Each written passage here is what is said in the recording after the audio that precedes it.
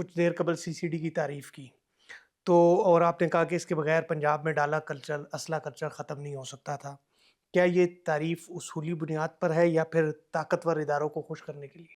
नहीं, नहीं, नहीं, नहीं, नहीं। पहली बात तो देखिए मेरी पूरी ज़िंदगी की तारीख़ उठाई, मैंने कभी ताकतवर को तो तस्लीम ही नहीं किया। मैंने कभी किसी ताकतवर की खुशामद की नहीं कि मैं उसको सही गलत को भी सही कहूँ। इसी की तो आज तक मैं सज़ा भुगत रहा हूँ अपने घर से लेके यहाँ तक। यानी सीसीडी के बगैर आप जो पंजाब की बिगड़ती हुई मरज़ थी क्राइम की, जो पैसे की फरावानी से जिस तरह असला कल्चर परवान चढ़ गया था, जिस तरह लाख-लाख, 2-2 लाख के ज़रिए शूटरों से बंदे मरवाए जा रहे थे, सीसीडी के अलावा आपके पास कोई रास्ता नहीं है। मगर सीसीडी की कारकर्दगी पर तो इंसानी हकूक की तंजीमें सवाल उठा रही है। मैंने कहा ना कि अगर इंसानी हकूक़ की आप बात करते हैं, तो मुझे बताएँ कि एक ताकतवर, एक छोटे ममालिक के सदर को उसकी बीवी के साथ बेडरूम से उठा के ले जाएँ, तो वहाँ इंसानी हकूक़ की तंज़ीमें और जमहूरियत के अलमदार नहीं बोले। ये तो देखें, ये तो हमारा एक निजी एक ऐसा मरज़ है, जिसे शायद हम इतनी जल्दी दुरुस्त नहीं कर सकते थे कि जब तक आप एक ख़ास यूनिट ना बनाते। सीसीडी ने मैं क्योंकि अवामी सियासत करता हूँ, हर केस को बड़े गौर से देखता हूँ। मेरे हलके के अंदर कोई भी क्राइम ले लें, 302 का, तो मैं उसे पूरी उसकी इन्वेस्टिगेशन को देखता हूँ कि ये किस बुनियादों पे हुई है, पुलिस ने सही किया है, गलत किया है। बाद दफ़ा मैं पुलिस के लिए लड़ता हूँ लोगों के साथ कि आप गलत बयानी करें, हकीकत इस केस की इन्वेस्टिगेट जिसने की है उसका मेयार ये था, बाद में पुलिस ब्लंडर भी मारती है। अच्छा, सीसीडी के अलावा मैंने कहा ना कि आप इस बिगड़ते हुए मरज़ को काबू नहीं कर सकते। अच्छा, ये एक तासुर है कि जब भी शरीफ ख़ानदान का कोई वज़ीर आला आता है, तो पंजाब में पुलिस मुकाबले बढ़ जाते हैं।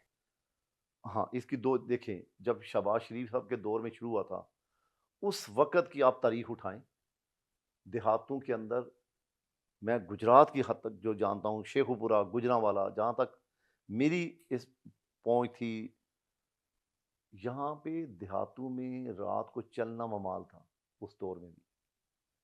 शतियारियों के ग्रुप रहते थे, 10-10, 15-15 के ग्रुप चलते थे। तो शहबाज शरीफ ने एलीट फ़ोर्स मुतारफ़ कराई और एनकाउंटर पॉलिसी लेके आए। उसके बाद वो सारा शराधा एक दफ़ा बिखर गया उनका। वो क्राइम का जो रेशो थी वो नीचे गई। उसके बाद ये देखें कि एलीट फ़ोर्स को जिस पर्पज़ के लिए आपने बनाया, उसको आपने बदल के आपने सिक्योरिटी प्रोटोकॉल पे लगा दिया। अब हर जज को, हर वज़ीर को, हर साहिब इक़्तिदार को आप एलीट फ़ोर्स की गाड़ी दे देते हैं प्रोटोकॉल के लिए। तो आपने जो एलीट का फ़ोर्स बनाने का कांसेप्ट था उसको ही डिमोलिश कर दिया। तो आपको उसके मुकाबले में ये सीसीडी दोबारा बनानी पड़ी जब ये मर्ज़ फिर बिगड़ गया। अगर कल सीसीडी किसी नून लीग के सीनियर रहनुमा के खिलाफ कोई कार्रवाई अमल में लाती है, तो आप इसी तरह अपनी बात पर देखिए, स्टैंड तीफी करेंगे? बट नून लीग का नहीं था। तीफी क्या बट के हवाले से तो ये भी कहा क्या जाता तीफी है। बट नून लीग का नहीं था? वो तो बड़ा सीनियर शुरू से पैदाइशी तौर पे वो फैमिली मुस्लिम लीग की है। बिल्कुल। अच्छा, इसकी कई मिसालें आपको पंजाब में मिलेंगी। मैं एक छोटी-सी दूर चले जाएँ, गुजरात के अंदर हम एक शादी से निकले हैं, मेरे साथ मेरे चेयरमैन यूनियन काउंसिल चौधरी वलायतुल्लाह वैस की गाड़ी को सीसीडी ने रोक लिया। इवन चौधरी नसीर से सब सिटिंग एमएनए थे, उनकी गाड़ी को रोक लिया। उनके गार्ड पे भी एफआईआर दी, उन पे भी दी। तो हमने तो इतराज़ नहीं उठाया, हमने उसे बर्दाश्त किया। हालाँकि देखिए चौधरी नसीर आप समझते कि एयर चीफ के भाई थे, वो एमएनए ना भी हों, तो उन्हें एक थ्रेट तो है, उन्हें एक सिक्योरिटी चाहिए थी, उसके बावजूद ना उन्होंने रिएक्शन किया, ना मैंने किया। जो मेरा चेयरमैन यूनियन काउंसिल था चौधरी वलायतुल्लाह वैस साहब, उनकी और हमारी साबका 50 साल दुश्मनी चलती रही। अब आके हम सुलह इकट्ठे थे, जिनकी इतनी पुरानी दुश्मनी हो, क्या वो 2 आदमी सिक्योरिटी के अपने साथ नहीं रखते? अच्छा सर, आपने अभी दुश्मनी की बात की।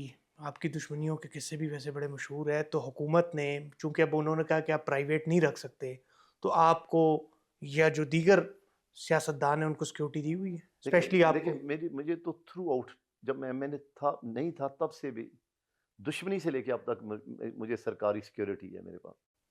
तो यही सहूलियत जो दीगर लोग हैं जिनकी दुश्मनी है, देखें डाला कल्चर तो ख़त्म लेकिन हो लेकिन गया। उसकी उसकी कैटेगरी है, दुश्मनी की हस पोजीशन क्या है? दुश्मनी में आपकी उस दौर में मेरे जब हमें जब सिक्योरिटी दी गई तो मेरे भाई समेत 6 लोगों को बेगुनाह मारा गया।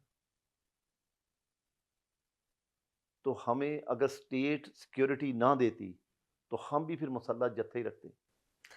पंजाब में और भी बहुत सारे सियासी नहीं, ख़ानदान ऐसे तो हैं बहुत जिनको सारे ऐसे हैं जिनको मैं जानता हूँ, उनके पास किसी न किसी के पास मद में सरकारी सिक्योरिटी है या उनको किसी एक हद तक अपना सिविल गनमैन्स रखने की इजाज़त है। एक इसके अलावा अगर मेरा सियासी पस मंज़र ना हो, भाईजान दुश्मनी के लिए एक हमारा अपनी पॉलिसी भी है। दुश्मनदार आदमी का क्या काम है मैरिज हालों पे जाना, उसका क्या काम है जिसको देखे लाइफ थ्रेट है और उसकी सियासत नहीं है, तो उसे अपनी घर की हद तक अपने खास एरिया से बाहर ट्रैवल नहीं करना चाहिए।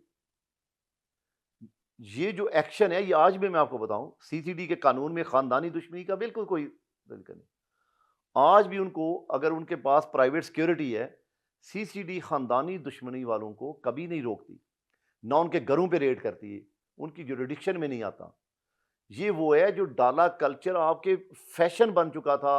हर मैरिज हॉल पे आप जाएं शादियों पे 10-10 लोग, एक अमेरिका से कोई बंदा आया, कोई इंग्लैंड से आया, कोई इटली से आया, उसके पास उसने रेंट पे डाला लिया, रेंट पे प्राडो ली है, 10 गार्ड भी रेंट पे लिए हैं और वो अपनी एक वाह बनाने के लिए आया है।